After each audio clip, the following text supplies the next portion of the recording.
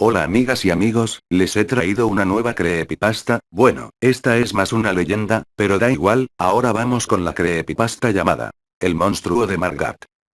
Esta historia narra la leyenda urbana del monstruo de Margat. Margat queda ubicada en el departamento de Canelones. Son muchas las hipótesis planteadas sobre esta leyenda, realidad o no ha quedado en las mentes de los habitantes de Canelones y ha sido muchas veces contada. Historia. Margat es una pequeña localidad ubicada al noroeste de Canelones, Uruguay, equidistante a 5 kilómetros de la capital del departamento y de la ciudad de Santa Lucía. En otra época fue bastante popular debido a su estación de trenes, y de hecho todo el pueblo nació y creció en torno a la actividad de esta estación. En la actualidad se desarrolla en la zona una versátil actividad comercial que va desde apuestas hortifrutícolas y criaderos de pollos hasta una industria de aceite de semilla de zapallo. Por esta razón es en ocasiones visitada por muchos turistas que llegan desde lejos a conocer tales emprendimientos y a llevarse sus productos.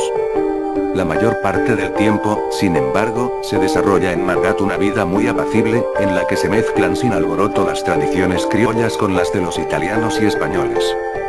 No obstante, el día 18 de octubre de 1993 este silencioso paraje se vio drásticamente conmocionado por un episodio que lo convirtió en el centro de la atención mediática del país.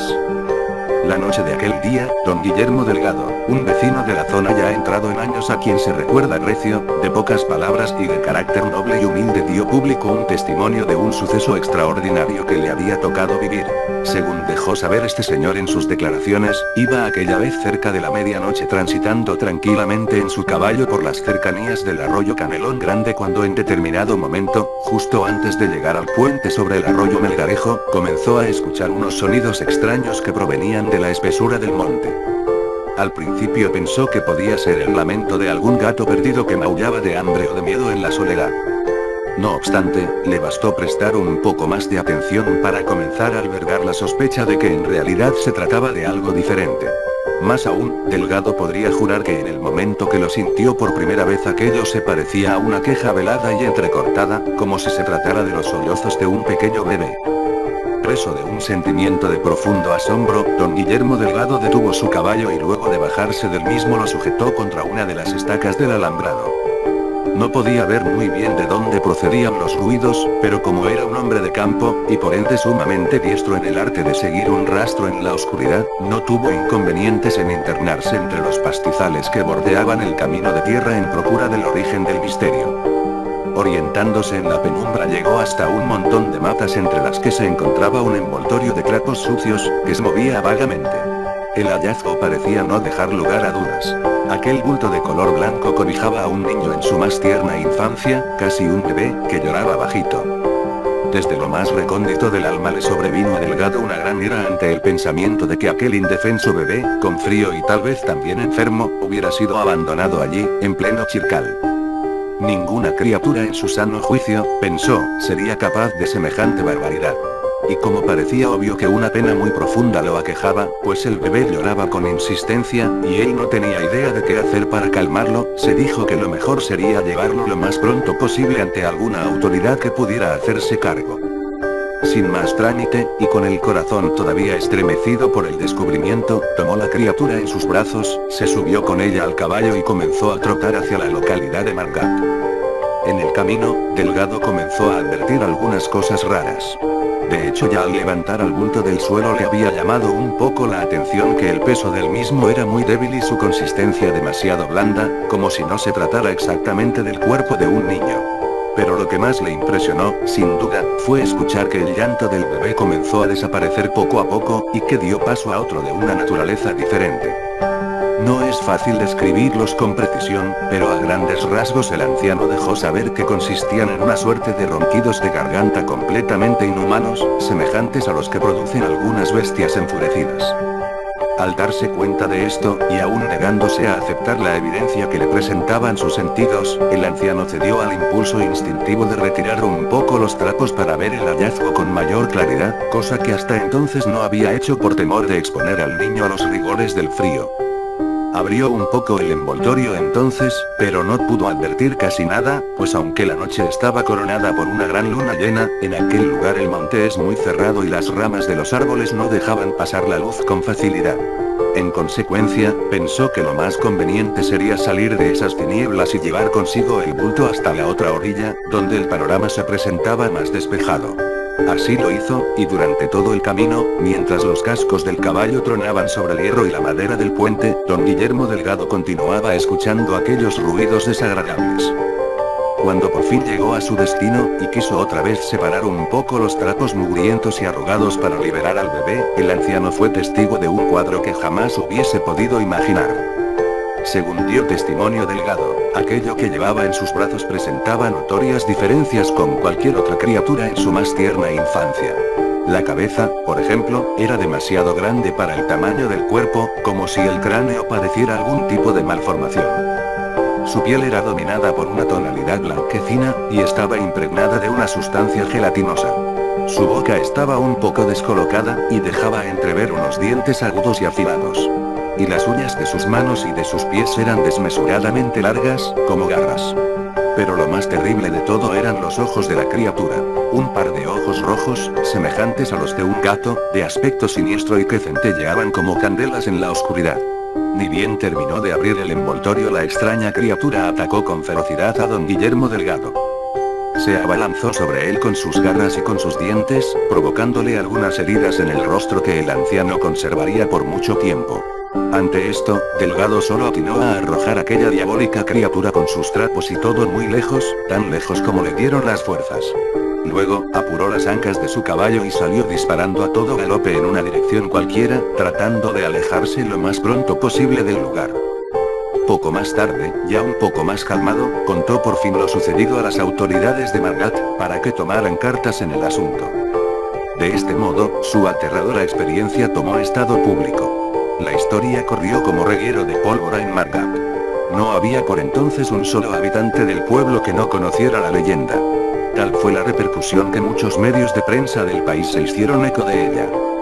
Las radios y los diarios de Santa Lucía, Canelones y Las Piedras llegaron hasta la localidad a realizar todo tipo de investigaciones periodísticas de lo ocurrido. E incluso se dieron cita también varios medios de prensa de Montevideo, que hicieron circular el relato de los extraños sucesos en primera plana por varios días. Fue precisamente a raíz de esta conmoción que comenzaron a saberse una gran cantidad de datos sobre esta criatura, bautizada de una vez y para siempre como el monstruo de Margat. Muchas de ellas, en su momento, fueron divulgadas en los medios, pero también hay otras menos difundidas que puede conocer cualquiera que se tome el trabajo de conversar mano a mano con los vecinos del lugar. Entre las historias más conocidas se cuentan aquellas que tratan de explicar qué o quién sería el monstruo, y cómo habría llegado allí. Una de ellas refiere que el monstruo de Margat es en realidad el misterioso sobreviviente de un extraño accidente ocurrido poco tiempo atrás. Según cuenta esta leyenda, cierta vez un matrimonio viajaba en su auto por la Ruta 11 junto con su pequeño hijo, que por entonces tenía apenas un par de meses de edad, cuando en determinado momento, y por causas que se ignoran, fueron víctimas de un accidente de tránsito. Los dos adultos murieron en la ocasión, pero a pesar de múltiples investigaciones el cuerpo del niño jamás apareció. Según dicen algunos vecinos, este niño logró sobrevivir en el monte y es precisamente él, deformado por las heridas, el terrible monstruo del que hablan los habitantes del pueblo. Otras hipótesis proponen la posibilidad de una broma. En efecto, pues como allí cerca a unos 7 kilómetros, más o menos se encuentra un internado psiquiátrico conocido como Colonia Etxepare, hay quienes dicen que el monstruo de Margat podría ser en realidad una suerte de impostura montada por algún paciente con una deficiencia mental que logró escapar de la institución. Probablemente este interno escuchó en algún lado la historia del monstruo y esto lo motivó a dar con el hábito de disfrazarse y esconderse al acecho en la oscuridad del monte a la espera de que pase la gente, y luego los asusta saliéndoles de imprevisto en su camino. Pero más allá de los sentimientos encontrados de escépticos y creyentes, lo indudable es que hay muchos otros testimonios de gente en Margat que aseguran que el monstruo todavía anda dando vueltas por allí. Entre los testigos más frecuentes de la presencia del monstruo se cuentan aquellas personas que durante las horas de la noche transitan ya sea por el puente Melgarejo o por el llamado Puente Viejo, ubicado a pocos metros del anterior, como así también aquellas que circulan caminando y en bicicleta por las inmediaciones de la zona. Muchos de estos vecinos aseguran que en reiteradas ocasiones, como le pasó a don Guillermo 155, han sido atacados por la bestia, que los ha arañado o mordido en las piernas al salirles al paso. Otros, cuentan que al oscurecer se pueden advertir por ahí toda suerte de pasos, gritos y ruidos extraños. Asimismo, hay quienes juran que a veces también se ve, aunque no con mucha claridad, a una extraña figura de baja estatura deambulando entre las charcas y moviéndose en secreto entre los pastizales. E incluso también hay testigos que afirman que en ciertas noches se puede advertir centelleando en la oscuridad el fulgor de sus amenazantes ojos rojos. Por lo demás, la relación que se estableció entre el monstruo y los habitantes de Margat ha ido cambiando con los años. Al principio, por supuesto, la gente del pueblo asimiló con cierto escándalo la idea de que a su alrededor estuviera viviendo esa aterradora criatura. Más aún, hay quienes cuentan que cuando se hizo conocida por primera vez, la historia provocó cierta alarma o preocupación entre ellos. Un buen ejemplo de esto el caso del propio Guillermo Delgado, pues es sabido que aquel encuentro produjo un impacto emocional tan fuerte en el anciano que, desde entonces, este debió ser internado en un geriátrico o en una casa de salud de Canelones, donde ahora vive con más de 80 años. Entre los habitantes del pueblo, quienes resultaron especialmente impresionados y casi alterados por la historia fueron los niños. Tal fue así que cierta vez, en la escuela pública del lugar, las maestras decidieron utilizar como excusa la leyenda del monstruo para que los niños hicieran algunos dibujos, con el propósito de que se liberaran así de sus miedos. Aquella actividad sirvió para constituir un valioso archivo acerca de la imagen de la bestia que había en el imaginario de la gente de Margat.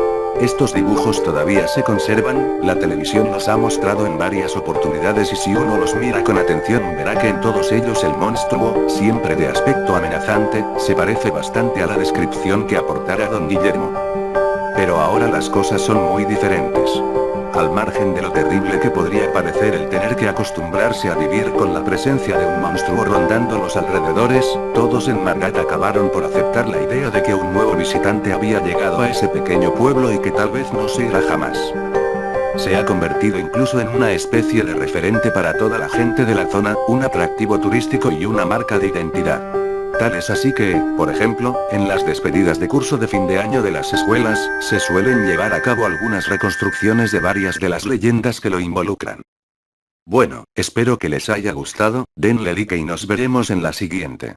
Adiós y buenas noches.